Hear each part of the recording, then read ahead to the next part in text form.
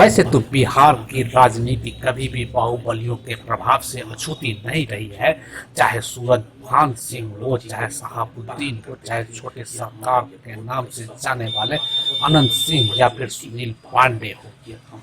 ऐसे ही एक बाहुबली जो जेडीयू के पूर्व सांसद रह चुके हैं आनंद मोहन, उसकी रिहाई के फैसले के बाद से बिहार की राजनीति पूरी तरह से गर्म हो चुकी दिख रही है। यह राजनीति इतनी गर्म हो चुकी है कि इसकी आंच बिहार के वर्तमान मुख्यमंत्री नीतीश कुमार की पीएम बनने की यात्रा तक पर में इसकी आंच का प्रभाव लगते हुए महसूस हो रही है।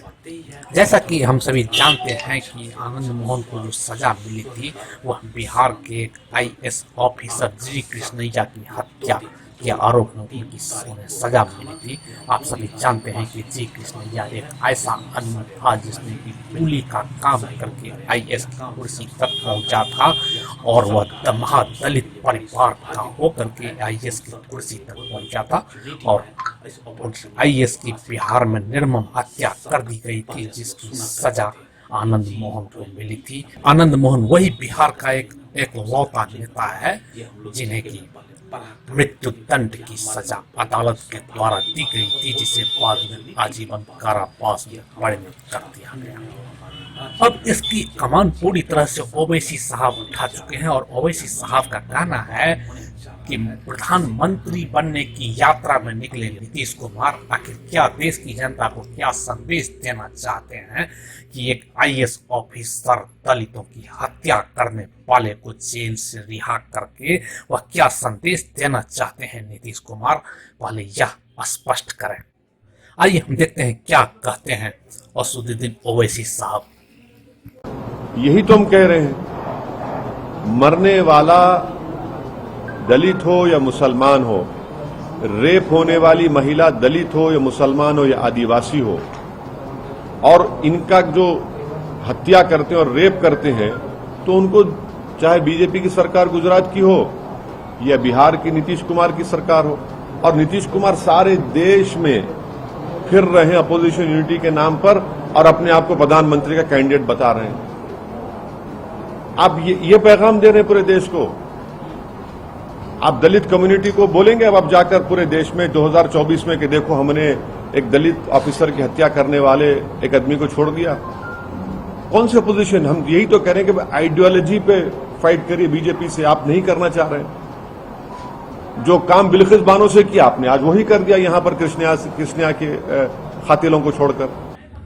आइए अब हम बात करते हैं दिवंगत आईएएस जी कृष्णैया की बेटी से और जानते हैं उनसे क्या कहना है उनका इस फैसले पर। उस फैसले के बाद उनकी क्या राय बनती है बिहार सरकार और देश के बारे में। Well, life has been a great struggle until now.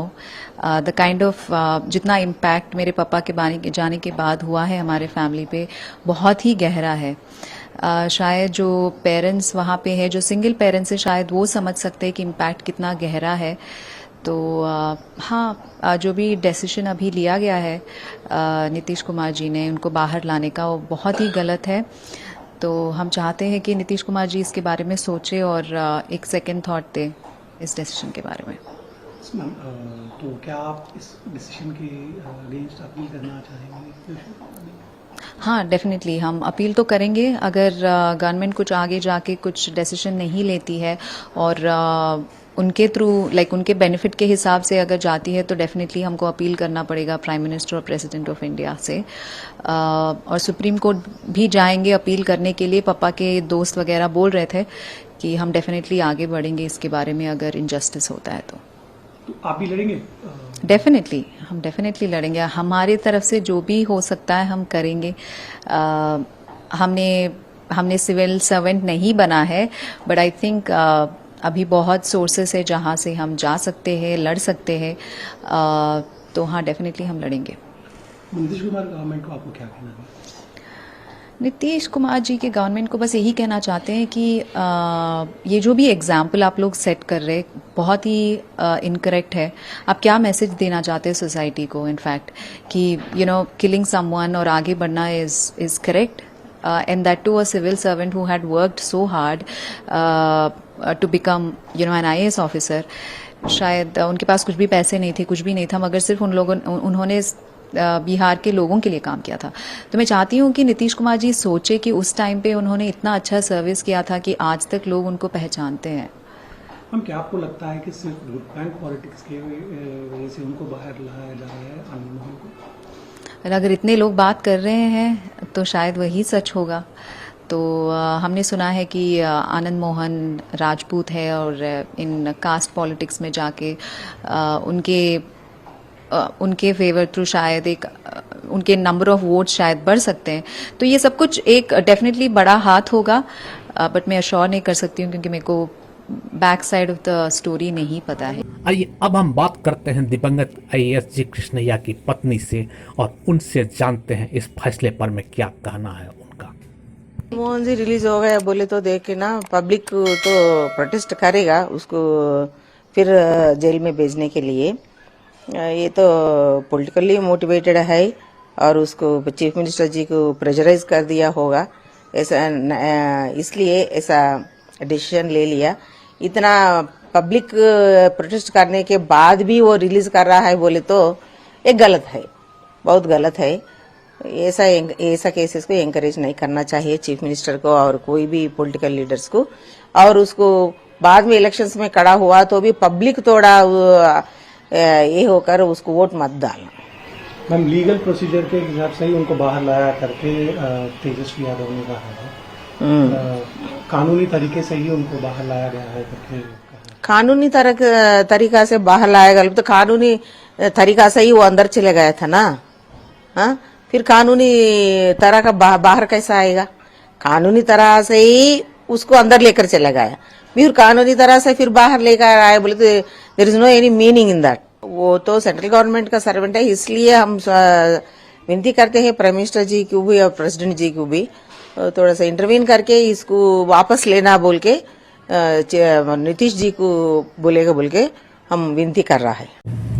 आज हमने इस मुद्दे को लेकर के अपना नाम ना बताने की शर्त पर में एक न्यायिक अधिकारी से बात किया। उन्होंने बड़े दुखी मन से कहा कि सरकार के पास में ऐसी कोई एजेंसी नहीं है जो यह तय करे कि कानून जो सजा देती है, किसी भी अपराधी को कानून जो सजा देती है, वह कोई ऐसी एजेंसी नहीं है जो एश्योर करे कि यह सजा अपराधी के द्वारा पूरा काटा जाएगा। न्यायपालिका का काम है सजा दे देना, न्यायपालिका तो सजा दे देती है, परंतु उस सजा को एश्योर करना यह सरकार की जिम्मेदारी है।